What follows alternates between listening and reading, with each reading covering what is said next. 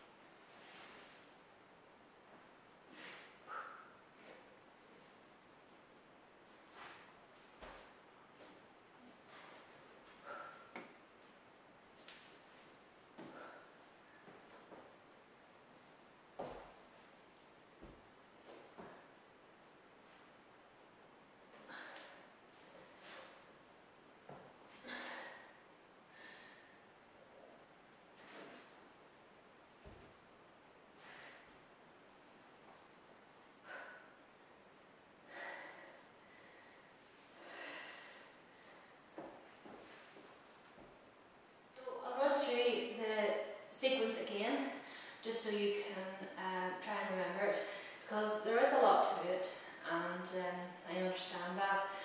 But just at this point, I'd like to say, for beginners who have never tried this exercise before, I would highly recommend just doing it without any weight whatsoever, but keeping the arms straight as if you were holding a weight, just so you can get used to manoeuvring around your arm while it's straight. And because it's hard enough to do the exercise and try to remember each stage without having the added difficulty of holding a weight as well, especially if you're not used to it. So I'll run through now again just the key pointers using the other side. So the kettlebell's on my left side now, so what I want to do is roll to the left, hook my left hand in, getting a firm grip on the kettlebell, right hand on top, keeping the kettlebell close to my body and my shoulders tight. I'm going to roll onto my back, and so the kettlebell is now stable. So now I'm going to reposition my legs. So my right leg is going to be straight, lying flat on the floor. My left leg is going to be at a 45-degree angle. My foot and knee are both pointing outwards, and my foot, the heel is actually reasonably close to my glute. Now I'm going to use both hands to press the kettlebell above my shoulder on the left side, and once I'm happy that it's stable, I can then release my free hand, my right hand, which is now going to go to 45-degree angle out to the side.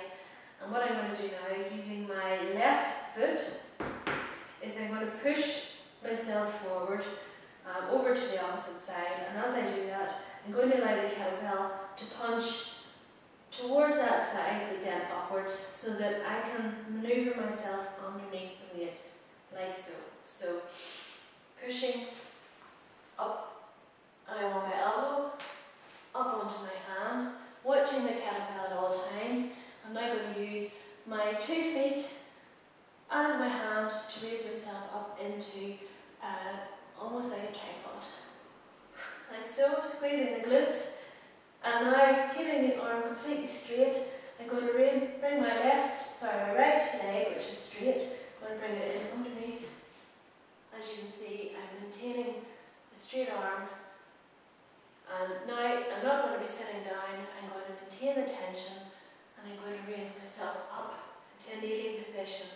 So now in my lunge position, and from here I'm going to squeeze my glutes. I'm going to bring myself into a standing position. Reversing the movement, just controlling the lunge on the way down, like so.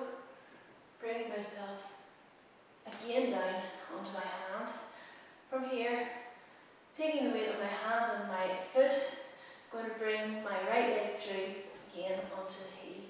And here we're going to lower slowly onto the ground. I'm now going to lower myself onto my elbow, under control, maintaining eye contact with the kettlebell, and now using my abdominal muscles, slowly lower onto the floor. And now I'm happy that I've completed my repetitions. I'm going to lower the kettlebell using both hands again towards my chest and abdomen until they're both secure. Roll to the side and deposit the kettlebell safely on the floor without hurting myself and maintaining the proper form throughout. Recap, there are some areas where there are problems that arise. Obviously, if you don't do the kettlebell properly, you're going to potentially injure the shoulder joint. But whenever you've got yourself in position and ready to begin the movement, what can happen is that you're coming up but you're not getting the punch forward enough, so the weight is actually pulling you backwards and your left leg begins to raise off the floor and you end up misfiring, almost not quite getting there in the first movement, or else you're really struggling to get up as you pull back down.